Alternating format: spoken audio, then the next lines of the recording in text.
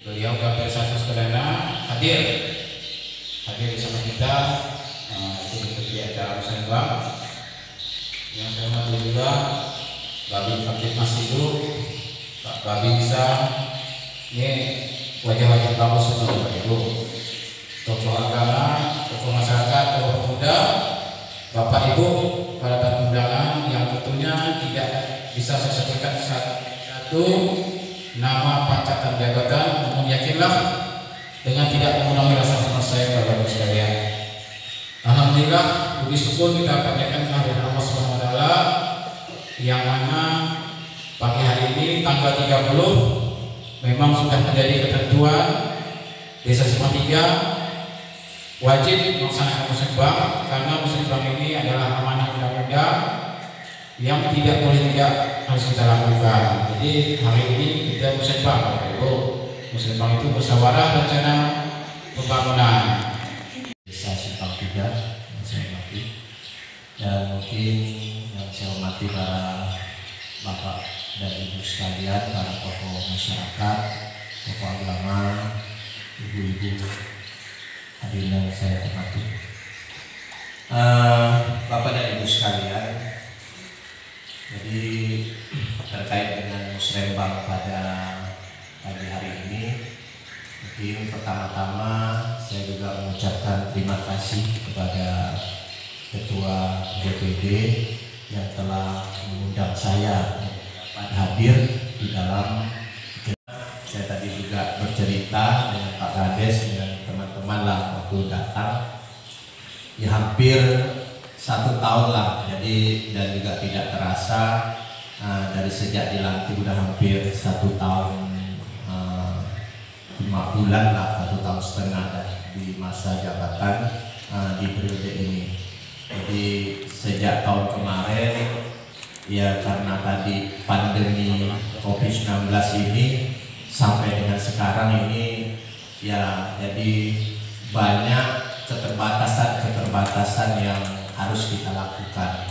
Memang saya akui mungkin baru hari inilah saya dapat bersilaturahmi kembali dengan masyarakat di Desa Simpang 3. Walaupun ada juga yang kenal melalui, kadang pas dia di Sukadana juga ada singgah atau kontak-kontak lah lewat telepon. Nah, jadi mudah-mudahan pada hari ini kita semua dalam keadaan sehat, dan dimana dengan pandemi COVID-19 ini mungkin satu-satunya harapan kita itu dalam keadaan sehat dulu lah. Karena tadi sekarang ini semakin ya kata orang dan kita baca di media, sebenarnya COVID-19 ini, virus corona ini bukan semakin menurun trennya. Jadi kalau kita lihat pemberitaan justru semakin meningkat nih kan. Nah, jadi ya kita tetap berharap bahwa kita semua, khususnya hadir di sini, untuk tetap menjaga apa yang menjadi ketentuan-ketentuan yang telah ditetapkan oleh pemerintah dalam mencegah daripada penyebaran virus COVID-19 ini.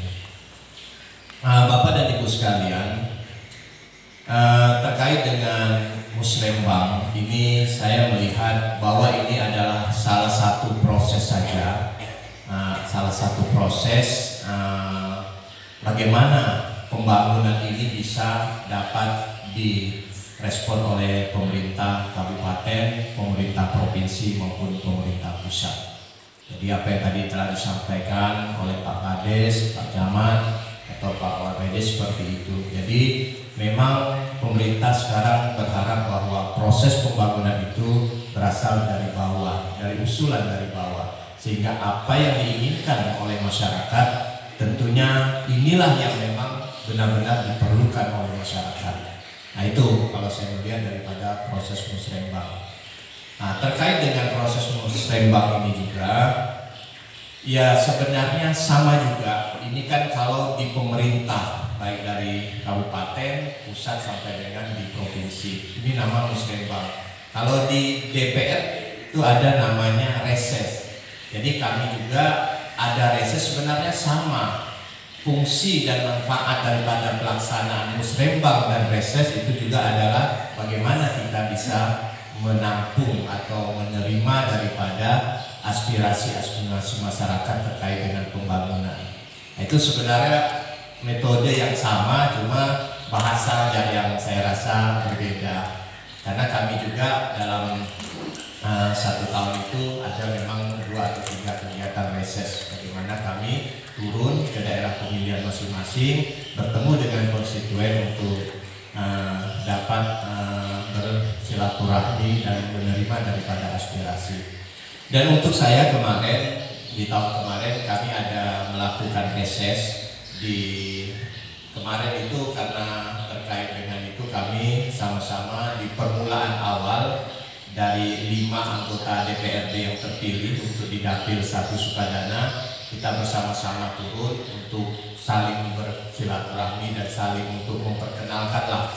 Nah, jadi kemarin memang kami sepakat itu karena tadi kita 5, ada 5 desa, jadi kita gabung gitu kan. Jadi ada 2 desa kita gabungkan 1 ya. Memang kemarin kalau saya kemarin itu kita gabung di desa yang berasal. Jadi mohon maaf lah kalau memang tidak bisa semuanya kita untuk dapat hadir karena kami hanya minta perwakilan. Tentunya ke depan yang mudah-mudahan nanti reses ini kami juga bisa hadir, dapat bertemu kembali dengan Bapak dan Ibu khususnya di Desa Simpang 3. Insya Allah nanti akan saya programkan untuk kegiatan reses di sini. Nah, dari beberapa kegiatan reses memang ini sudah dapat kami dapat, dan mungkin kayak kami ini di DPRD yang di periode yang baru ini memang baru bisa mengusulkan terkait dengan kegiatan baru di tahun 2021 karena ada proses dari penetapan APBD yang telah dilakukan sebelum kami dilantik. Jadi ada beberapa hal yang ingin saya sampaikan berkenaan dengan situasi Kamtipmas yang ada di Simpang 3. Yang pertama mengenai maraknya penipuan online yang mengatasnamakan PJU, pejabat utama, mau dari instansi pemerintah, dari kepolisian, dari TNI dan sebagainya. Jadi beberapa waktu yang lalu, tidak perlu saya sebutkan namanya, beliau tinggal di sebelah pos saya. Beliau dihubungi salah satu orang yang tidak dikenal mengatasnamakan Kapolsek Sukadana, meminta transfer uang sebesar 5 juta. Jadi beliau transfer 5 juta tanpa konfirmasi dulu ke saya, nanyakan nomor HP beliau, terus apakah benar, klarifikasi dulu. Tidak ada, jadi beliau main transfer, lalu ketika beliau minta uangnya kembali, datanglah beliau ke pos. Jadi pentingnya kita sebelum mentransfer uang itu bertanya dulu. Jadi setelah kita lacak, kita track, rupanya orangnya di Siborong-Borong, di Medan. Jadi untuk pelajaran kita semua, kalau misalkan ada yang mengatasnamakan pejabat utama, mau itu dari instansi pemerintah, kepolisian, TNI dan sebagainya, tolong konfirmasi dulu sehingga kejadian seperti ini tidak terulang lagi. Di seberang di Riam Berasap mengatasnamakan saya minta transfer sama Pak RT pulsa 200.000. Jadi untungnya beliau konfirmasi dulu ke saya karena ada nomor saya. Pak, Bapak minta pulsa gitu. Tidak ada sebenarnya. Sekali di track rupanya orangnya di Sulawesi. Yang kedua masalah prokes. Jadi untuk protokol kesehatan kita setiap pagi akan melaksanakan razia di Simpang 3 di Bundaran. Jadi kebanyakan sekarang ini bukan orang dari luar yang tidak menggunakan masker. Jadi orang-orang kita setempat minta pakai masker. Jadi ketika kami bertugas, instansi terkait, TNI, Polri, Dinas Kesehatan, Dishub, Satpol PP dan sebagainya, malahan warga kita sendiri yang tidak menggunakan masker lalu lempar. kesana kemari. Jadi tidak enak, tolong gunakanlah masker. Yang ketiga masalah izin keramaian. Jadi masalah izin keramaian ini masih warga masyarakat kita yang bingung apakah boleh melaksanakan pernikahan, sunatan dan sebagainya. Boleh, saya bilang boleh saja, tapi harus ada tembusan dari desa dan harus disampaikan ke saya. Jadi ada beberapa hal syarat yang harus dipenuhi. Contohnya saja pernikahan. Pernikahan harus membuat banner yang di situ tulisannya daerah wajib masker. Yang kedua, siapkan cuci tangan sebelum masuk. Ketiga, siapkan kursinya diatur jaraknya dan jangan bersalaman. Cukup ya kita tangannya kita cukup gini saja. Nah, ini juga berlaku untuk masalah keramaian yang lainnya. Jadi mohon sampaikan ke keluarganya yang misalkan ada yang punya hajatan masalah pernikahan dan sebagainya, buat dulu usulannya, pengajuannya dari desa, nanti sampaikan ke saya. Yang keempat masalah laporan kehilangan barang. Nah, ini laporan kehilangan barang ini masih banyak warga kita yang membuatnya ke polsek. Udah tahu jalannya rusak dan sebagainya. Dan saya itu udah berulang kali menyampaikan kita bisa buat di sini di pos kita. Nah, masalah surat-suratnya yang berharga yang hilang, KK, KTP, SIM dan sebagainya bisa kita buat di sini. Dan yang kelima itu masalah SIM. Nah, jadi 2 hari yang lalu itu anggota Polres Ketapang di bagian SIM itu menyampaikan ke saya bahwa banyak warga KKU itu buat SIM-nya ke Ketapang. Nah, jadi SIM itu sudah bisa buat di Tayong, di Polres itu udah bisa.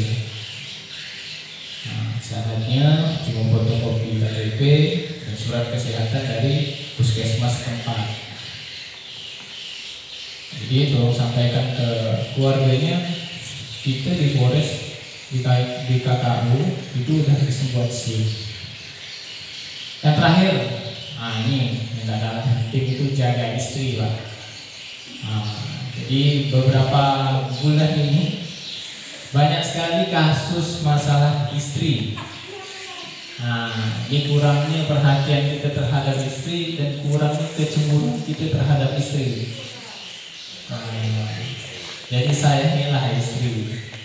Di kemarin itu ada kasus perselingkuhan, istrinya kabur dan sebagainya. Jadi jangan sampai itu berulang lagi. Ini kurangnya kita sebagai suami itu perhatian terhadap istri dan peka terhadap istri. Nah, jadi demikian Mas untuk perkembangan situasi Kamtipmas yang ada saat ini. Kalau ada hal-hal yang ingin ditanyakan setelah kegiatan boleh ditanyakan ke saya. Saya akhiri. Wassalamualaikum warahmatullahi wabarakatuh.